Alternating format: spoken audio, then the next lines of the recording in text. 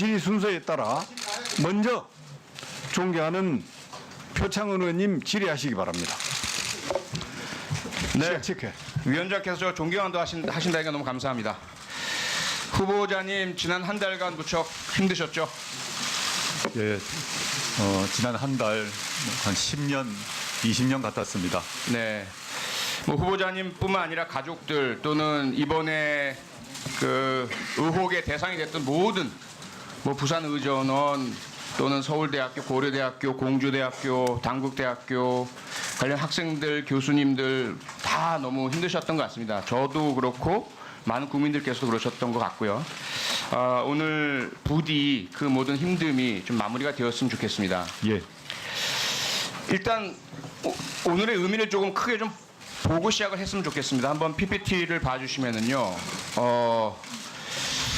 20일간의 보도량을 분석을 해봤습니다.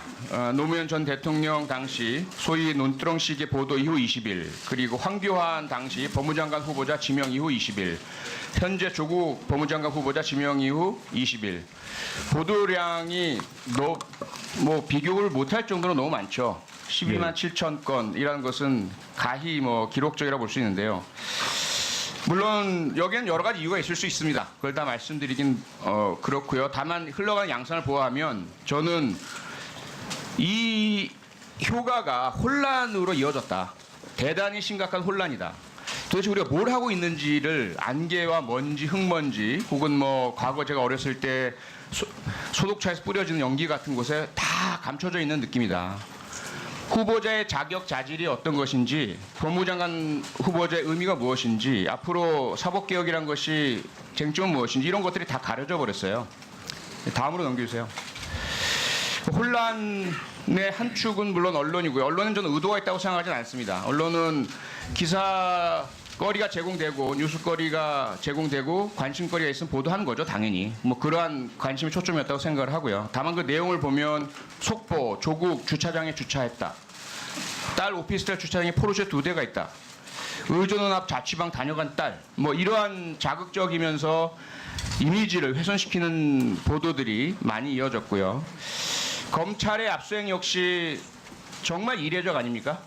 그동안 여러 후보자에 대해서 이런저런 법적인 문제가 제기되기도 했지만 다 인사청문회가 끝난 이후에 대개 고발이 이루어지고 강제수사든 임의수사든 이루어졌는데 이번엔 전혀 그렇지 않습니다. 그래서 어떻게 본다면 국회가 그 인사청문회라는 국회 고유 권한이 검찰에 의해서 강렬하게 침탈당하고 있는 상황인데 정쟁으로 인해서 공격하는 당 쪽에서는 박수치고 있습니다. 물론 입장이 바뀔 땐 또 반대가 되죠.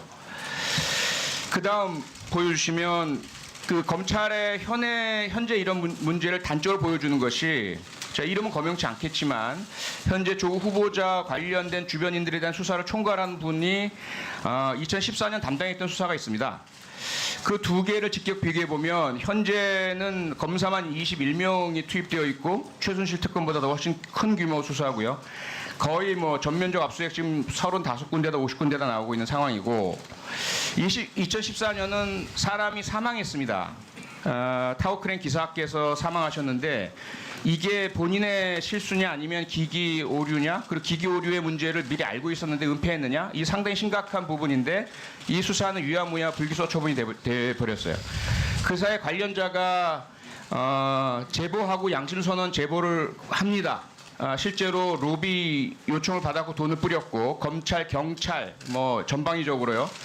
그런데 이 수사는 이렇게 마무리가 됩니다. 다음.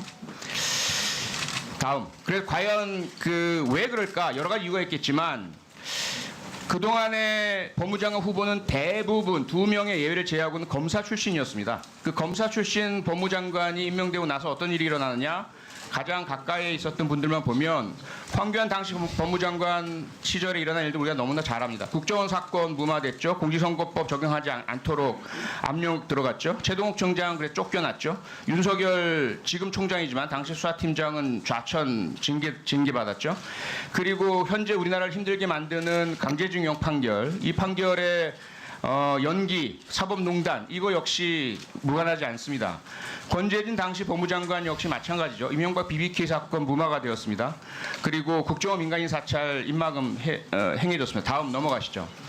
쭉 보면 아까 아까 말씀드린 것처럼 강금실, 천정배 두 분을 제외하고는 다 검사 출신들입니다.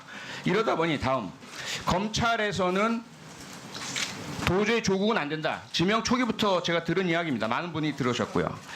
그 다음에 이제 일어난 이 엄청난 12만 건의 보도를 보니까 이렇게 많아요, 의혹이. 그래서 한번 소고법을 적용시켜 봤습니다. 다음.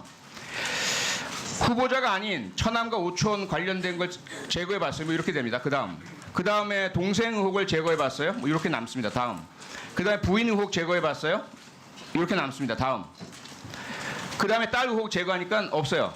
후보자에 대해서는 어떠한 지금 검증이나 비판이나 규명 작업이 이루어지지 않고요. 주변만 때리고 가족 망신 주고 흠집 내서 어쨌든 인사청문회 전에 사임시키겠다는 의도가 너무 명백해 보입니다. 과연 이러한 그 분위기, 혼란, 이것은 우리가 분명히 인지한 상태에서 그렇다고 해서 후보자나 가족의 의혹 무시하자는 얘기 아닙니다. 철저히 규명해야 합니다. 답변을 충실해 주시고요.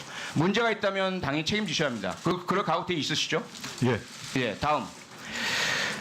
과연 그렇다면 그 안개와 혼란을 걷어낸 뒤에 있는 것은 무엇일까? 왜 그러면 조국 후보자는 당연히 예견 가능했을 텐데 그렇게 비판도 많이 하시고 공격도 많이 하시고 SNS로 개혁의 상징인 것처럼 나서고 검찰 비판하시고요. 사법개혁에 대해서 다양한 이야기 하셨는데 그에 대한 반격과 공격 검찰의 이러한 청체적인 조직적인 반격 당연히 예상됐을 텐데 도대체 왜 이 후보자 수락을 하셨습니까?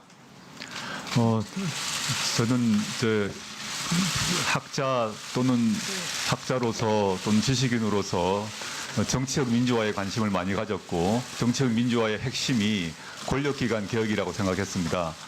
권력기관 개혁 중에서 국정원이나 뭐 군대나 이런 쪽은 민주화 이후에 많이 개혁이 되었는데 민주화 이후에도 검찰 개혁만큼은 제대로 이루어지지 못했다. 검찰이 전 세계 어느 나라보다 검찰의 권력이 너무 과다하다라고 보아서 오래전부터 검찰 개혁을 주창하고 법무부의 탈검찰을 주창해 왔습니다. 그게 저의 소신입니다. 네, 고맙습니다. 예, 수고하셨습니다. 다음은 존경하는 장제원 위원님 질의하시기 바랍니다.